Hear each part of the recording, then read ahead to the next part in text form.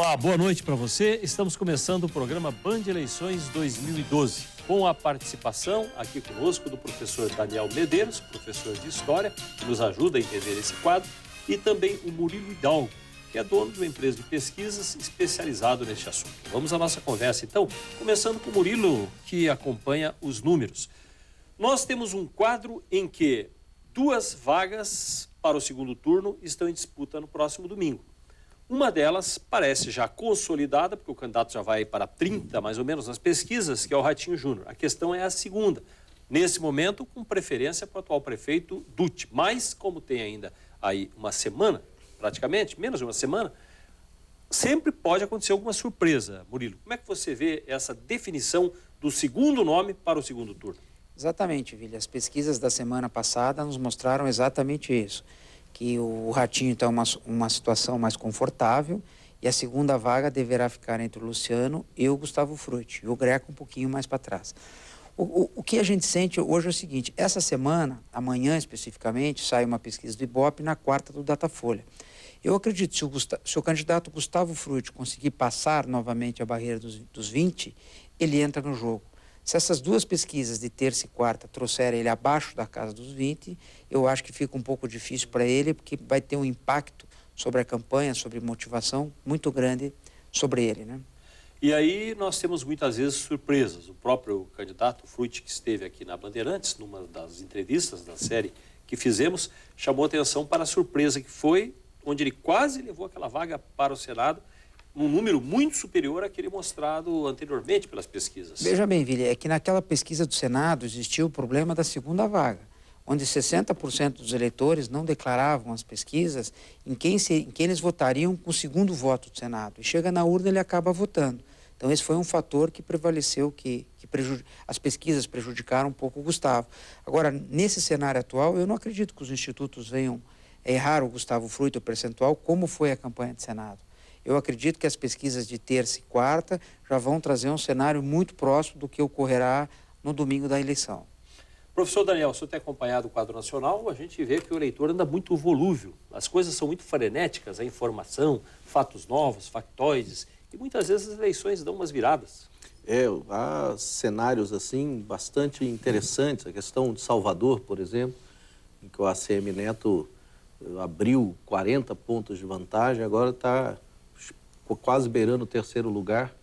A questão do Belo Horizonte, em que há uma volatilidade com alternâncias, mesmo em Porto Alegre aqui, que a Manuela do PCdoB estava encostada no Fortunati, agora ele já abriu 20 pontos. Então, o que se percebe de semana a semana é exatamente isso, uma certa volatilidade, quer dizer, certos factoides, certas circunstâncias, e às vezes até a ausência delas, né? Mas que vão provocando um pouco essa alteração. O que eu acho que é interessante no caso específico de Curitiba é que desde o início da publicação das pesquisas eleitorais, se a gente for pensar percentualmente, a variação da diferença, talvez só chamando a atenção um pouco a queda do Frutti, mas ela não se alterou de maneira muito expressiva, né? Quer dizer, aquilo que, por exemplo, o Ratinho Júnior tinha na primeira pesquisa, do ponto de vista da proporção com os outros candidatos, ela permanece a mesma. O que se pode concluir é que talvez ainda não tenha surgido nenhum fato que possa balançar essa vantagem do Ratinho. Mas nada impede que nesses últimos dias isso aconteça. Quer dizer, o imponderável pode ser um fator de alteração nesses últimos dias. Murilo, parece que não houve empolgação, né? Eu tenho percebido nas ruas, você não vê o adesivo, você não vê aquilo que nós já percebemos em eleições passadas, talvez para o segundo turno. Mas nesse momento nem dá a impressão que nós vamos ter uma eleição. Exatamente, eu acho que essa eleição ela foi muito diferente das demais, principalmente em Curitiba.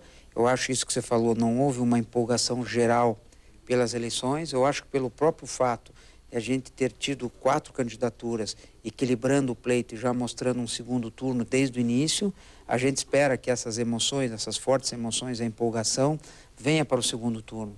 Que eu não tenho dúvida que já na segunda-feira, que a gente terá um segundo turno curto dessa vez, será um segundo turno de 3 semanas, certo? Onde os candidatos não poderão perder tempo, certo? Eu acho que na segunda-feira já vamos começar com uma segunda-feira bem quente, já com ataques, com alianças, que tudo que possa acontecer, porque o candidato que vier a largar atrás terá que agir rápido dessa vez, porque ele só terá 3 semanas para tentar reverter. E a periferia que vai decidir agora, já nesse primeiro turno, quem vai ou não para o segundo turno, parece que é aí, que são os bairros mais populosos, é onde está a definição. Com certeza, Vili. A cidade de Curitiba, esse é um fator que a gente tem comentado bastante, mudou muito. A característica do curitibano, hoje, já existe outra forma do curitibano pensar e agir na sua totalidade. Não o curitibano que mora na matriz, certo? O curitibano da periferia já é bem diferente daquele curitibano da matriz. Muita gente chegou na cidade, muitos bairros cresceram. Tem bairros que eu faço até um desafio, que tem muitos curitibanos que nem conhecem, e lá já existe população maior que a do centro da cidade. Então, quer dizer, existe uma nova Curitiba aí que está mostrando nas próprias urnas. O próprio desempenho do candidato Ratinho Júnior já é um retrato disso. O mais triste, professor, isso é histórico na democracia. Quem decide é quem tem menos preparo para decidir, porque a pessoa que não tem informação, ela decide numa onda de influência que ela recebe. Pois é, e quem mais precisa do serviço da administração municipal e que talvez precisasse ter lá alguém à altura desses desafios. Mas vai nessa questão de precisar ouvir a promessa e acreditar nela. Né? Um exemplo que se comentava aqui e que hoje à tarde eu comentei na CBN a respeito das promessas no campo da educação. Né? Se fosse para votar em um candidato baseado nas promessas para a educação, ficava difícil fazer uma escolha. Porque as promessas todas que foram feitas até aqui, uniforme, tablets, enfim, elas têm um viés assistencialista, um viés de imediatista. A visão material, de que vai ganhar alguma coisa. Vai ganhar alguma coisa. E enquanto problemas estruturais, a questão salarial dos professores, só para você ter uma ideia, essa é uma pesquisa ontem da OCDE, a Organização para o Desenvolvimento Econômico, do qual o Brasil faz parte, em que um professor no Brasil, em média, com ensino superior e 15 anos de experiência de mercado, ganha próximo de 1/3 do que ganha o professor em média nos países da OCDE. E em relação a profissionais com a mesma titulação e a mesma experiência aqui mesmo no Brasil, ganham metade do que ganha. Então, um advogado e um professor, por exemplo, em média, o professor ganha até 54% do salário de um advogado com a mesma experiência. Ou seja, salário, qualificação e resultado em educação é fundamental. Não houve esse discurso. O governo federal vai obrigar, até 2016, que os municípios ofereçam escola para crianças a partir de 4 anos. Está previsto, é legal. Não houve esse debate, não houve essa discussão. Então, essas questões, elas não atingem a periferia, até porque elas são, de certa maneira, um pouco complexas, exigem um pouco de debate, e aí esses votos vão sendo carreados para aqueles que, de maneira mais inteligente, acertam o produto que essa população vai, enfim, imaginar ganhar com a vitória dele. Murilo, acompanhando o dia a dia, a tendência em Curitiba, você acha que temos surpresas aqui para Curitiba, região metropolitana? Tem, nesse momento, andamentos diferenciados de opinião? Dá para pressentir alguma coisa assim? Com certeza, Vili. Em algumas cidades da região metropolitana, a gente já sente a velocidade do voto. A mudança de uma semana para cá, como a velocidade desse voto de mudança aumenta muito.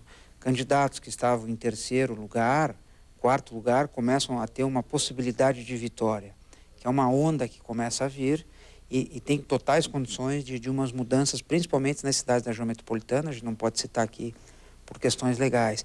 Já em Curitiba, eu estou muito curioso para saber o que vai acontecer terça e quarta com essas pesquisas. Eu acho que se o candidato Gustavo Frutti conseguir passar a barreira dos 20%, eu acho que ele volta para o jogo. Caso contrário, eu acho que vai ficar difícil para ele. Mas vai ser uma eleição difícil nesse aspecto, agora no primeiro turno, para ver quem é que vai ocupar a segunda vaga, como vai ser difícil depois, no segundo turno também. Com certeza, Vili. Eu acho que o segundo turno já mostrou que é uma eleição completamente diferente do que a gente está vendo aqui. Que vai ser uma eleição onde as pessoas vão poder observar demais os 2 candidatos que foram no segundo turno, vão ocorrer muitos debates, muitas entrevistas, onde as pessoas vão observar muito mais os candidatos, terá um confronto de ideias muito mais forte. Eu acho que é uma eleição completamente diferente. Eu acho que não dá para se dizer que o candidato A ou o candidato B vai ter favoritismo ou não no segundo turno. Eu acho que que é uma eleição diferenciada no segundo turno. Nós vamos para o intervalo e já voltamos aqui com o Band Eleições 2012.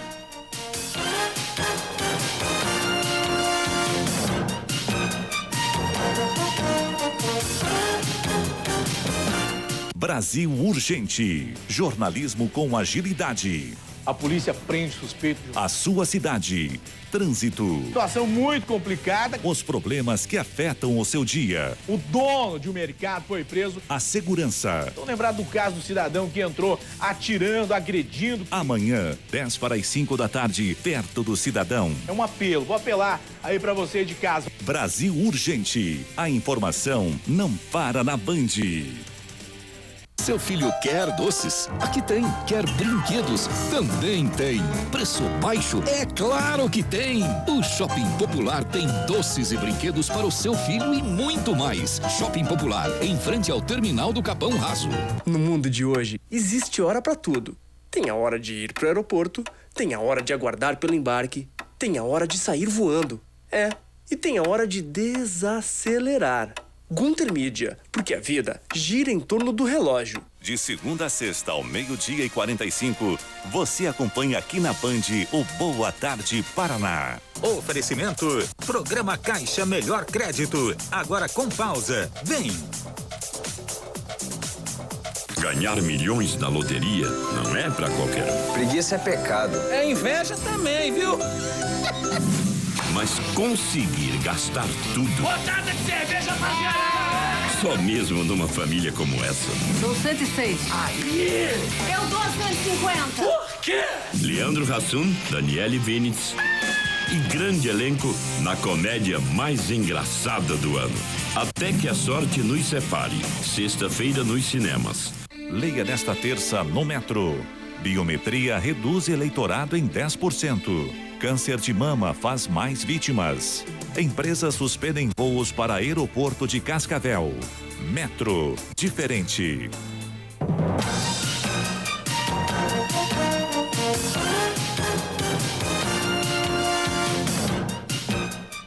Nós estamos aqui no programa Band Eleições 2012, discutindo este momento da disputa eleitoral em Curitiba. E vamos saber com o Murilo Vidal que nós vamos ter o segundo turno em Curitiba, pelo que demonstra no momento o quadro estatístico, o quadro numérico das preferências, os votos válidos. E transferência, você acha que vai ter? Você acha que político ainda transfere votos para alguém? Quem, por exemplo, perde e não entra no segundo turno, fazendo composição, ajuda em alguma coisa o outro que fica para o segundo turno? Eu acho, Vili, que esse próprio primeiro turno de Curitiba e de outras cidades, outras capitais, nos mostraram que está cada vez mais difícil essa transferência de voto. A gente pega o seguinte, o Beto Richa apareceu bastante no programa do Luciano Dutti, a Gleice Hoffmann apareceu bastante no programa do Gustavo, o Requião apareceu no programa do Rafael, o próprio Ratinho Pai apareceu um pouco no programa do Ratinho Filho, do Ratinho Júnior. Eu acho que essa transferência está cada vez mais difícil e que os candidatos têm que prestar muita atenção. Eu acho que esse casamento pode hoje mais tirar do que acrescentar voto.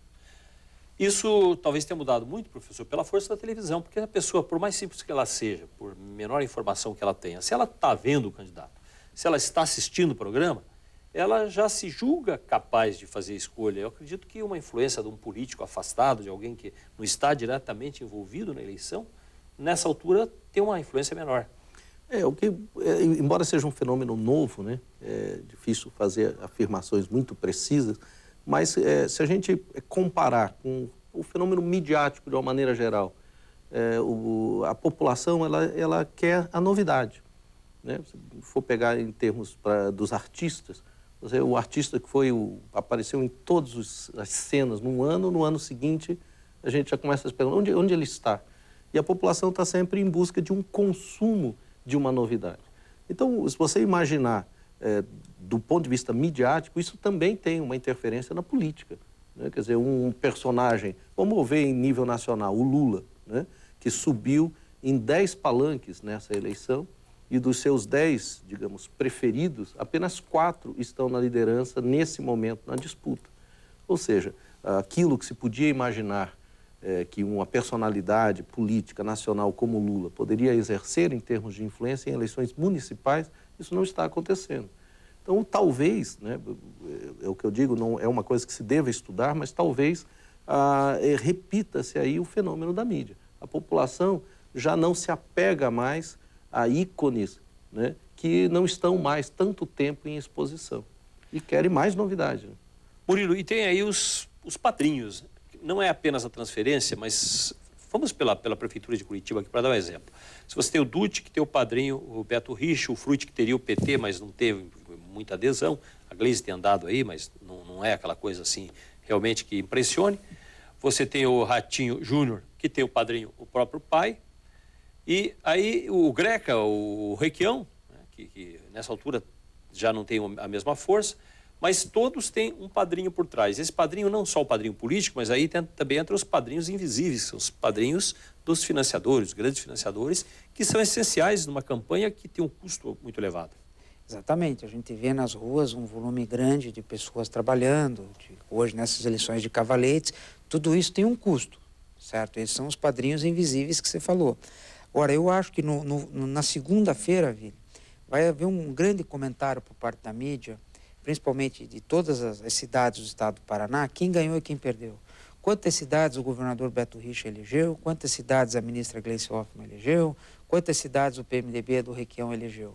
Eu acho que a partir daí eles vão começar a fazer um cenário para 2014 que pouco vale, Vili. E daí na eleição de 2014 nós vamos ver principalmente todos os prefeitos alinhados com o governo estadual e com o governo federal. Eu acho que é isso que eles vão cantarolar na segunda-feira, de dizer ganhamos tantas cidades ou perdemos tantas cidades, não vale absolutamente nada para 2014. É que o partido deixou de ter validade nesse aspecto, ser a vitória do partido. Exatamente, porque o que é o prefeito que se elege, ele vai tentar, o deputado vai chegar nele, o governador vai chegar nele, o governo federal vai chegar nele, é uma outra realidade. Então eu acho que isso pouco vale. Quer dizer, nós temos que ver para 2014 qual vai ser o cenário de 2014. De agora sim, segunda-feira vai se fazer contas de quem mais ganhou e de quem mais perdeu. É uma compra e venda, hein, professor Daniel? Isso é histórico no Brasil, a cooptação? Não, sem dúvida. O maior partido dos anos 40 e 50, que era o PSD, dizia que era o partido do diário oficial, né? O partido que estava sempre ali vinculado às nomeações, vinculado, enfim, aos arranjos, né, com o governo federal. Quer dizer, isso é uma tradição, né? Governar é a arte das alianças provisórias.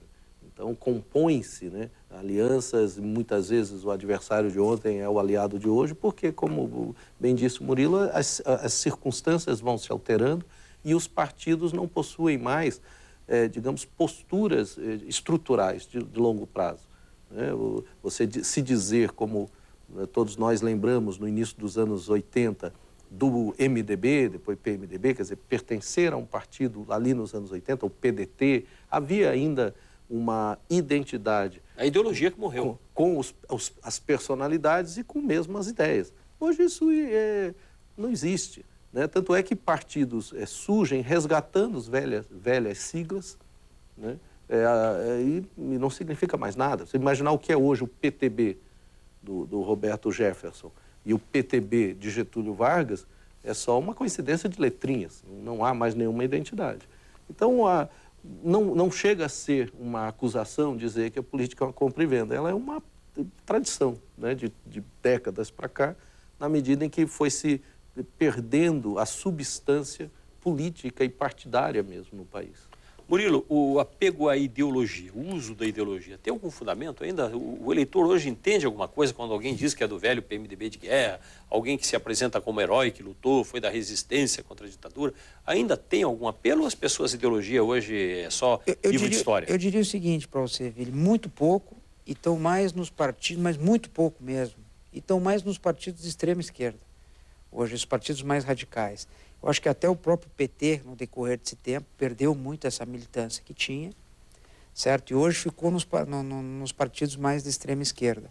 Agora, eu não vejo mais ideologia, o eleitor votando pelo partido. O eleitor vota pelo candidato, certo? Pela figura do candidato.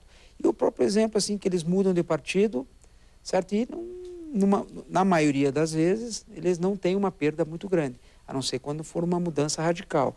Mas, senão, essa perda, o eleitor nem percebe que o candidato está correndo por outro partido. Se a gente voltar a 2 anos atrás, Vili, rapidamente, professor, Se a gente pudesse imaginar que há 2 anos atrás eu dissesse para você, o Fruit, que era companheiro de chapa do Beto Richa, eles estariam se enfrentando 2 anos depois, vocês acreditariam? Tudo é possível, né? Professor Daniel, para fechar. Eu ia comentar a respeito que é o mesmo que ocorre hoje com o futebol e que há 20 anos atrás era inimaginável. Você conseguiria imaginar o Zico jogando no Vasco, o Roberto Dinamite no Flamengo? Isso é inimaginável. E hoje, enfim, é a realidade, é a prática. O partido só dá uma habilitação para a pessoa disputar. Exatamente, mas perdeu-se a substância e essa vinculação. Dizer-se que é de tal partido, tanto é que não são mais partidos, são coligações. Né? Não há, eu creio que o Greca só, que é o único que não está coligado. Não é isso? Todos os outros estão coligados, não são partidos. Muito obrigado, professor Daniel, pela presença com a gente. Eu que agradeço. Obrigado, Murilo, pela presença. Muito obrigado a você que acompanhou aqui o Band Eleições 2012.